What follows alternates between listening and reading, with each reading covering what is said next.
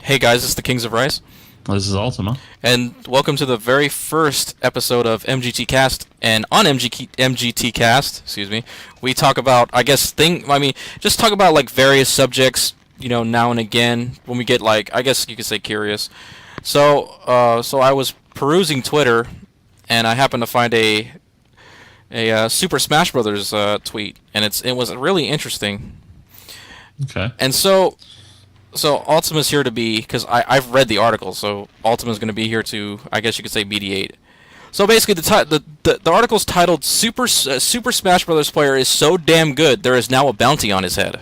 Oh Lord. So Dang. on straight on hand, how does that even sound? It's like, I guess even in esports, people don't like dynasties here, do they? I guess not. Even though esports isn't a sport. Anyway, Uh, so here let's just get into it here. The player, his name is Gonzalo Barrios, and he's also known as Zero. He's been on a hot streak since November 2014. Jeez. So basically, what that means is he's come in first place in every Super Smash Bros. Tournament for the Wii U, and that's 34 consecutive wins, first place wins Jeez. in the one-on-one category.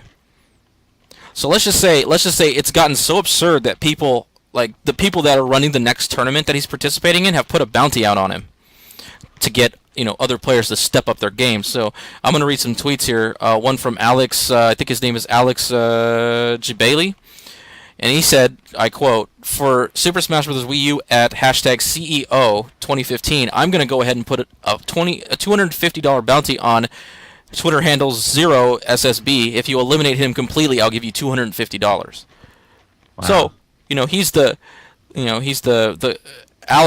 person, Alex, he's the founder of Community Effort Orlando, which is a fighting game tournament held in Florida. Okay. So, I mean, let's just already cross this base. So, do you think maybe putting out a bounty? I mean, this has been done before. Obviously, this has actually been done before to make other players step their games up. So, do you think this is actually a proper practice? You think? Because I think it's a relatively harmless practice, I guess you could say. But what is your take on it? Yeah, I mean, I guess it's harmless.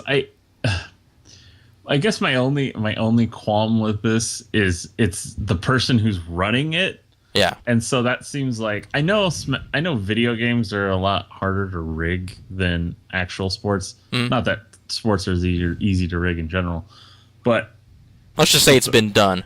yeah. So it's like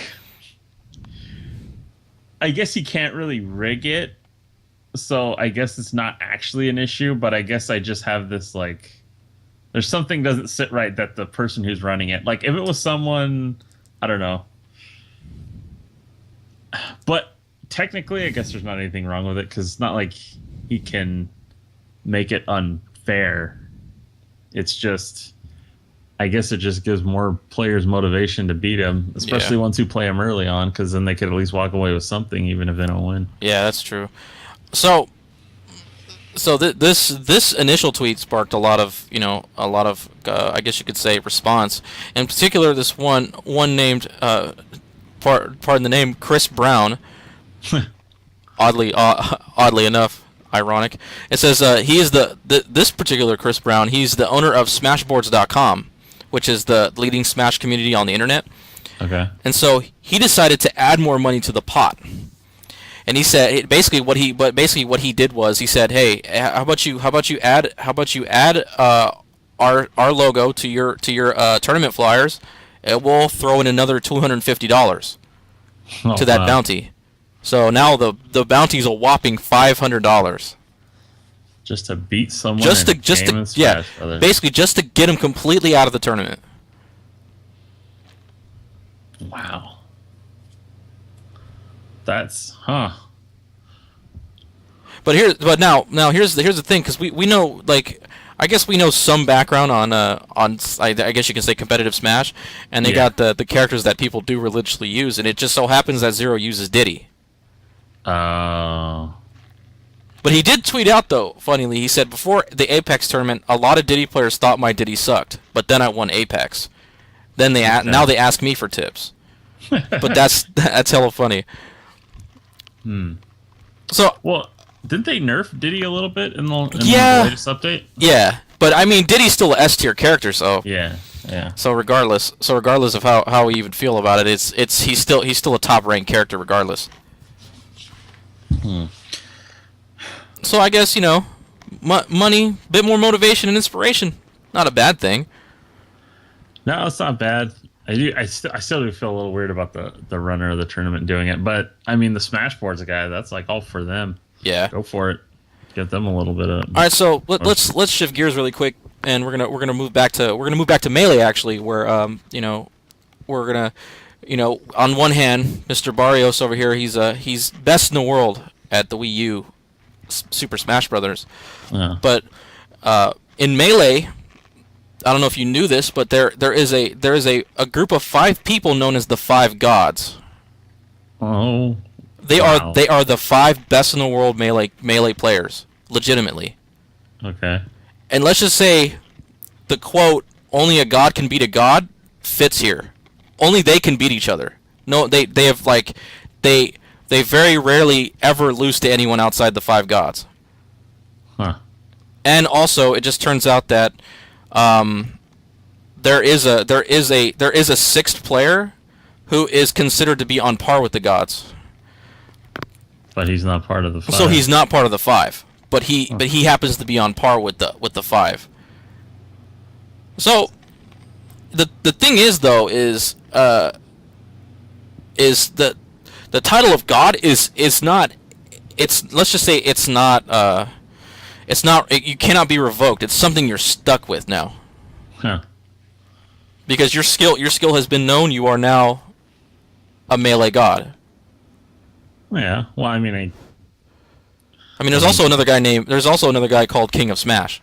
So not a revocable title. But yeah. Outside of that, how let's put it this way. Considering how long we played Smash for since fucking forever. Yeah. But I've never come close to playing professionally. So yeah. I'm kind of curious how I'd actually scale up against these people. Because I don't consider myself near the best in the world or anything. I've had to prove myself on occasions against people that people in my family know. Yeah. How do you what is your guess for their, I guess you could say, skill scaling? Let's see.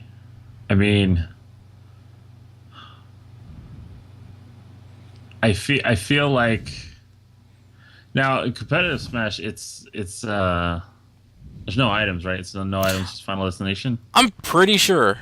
Okay.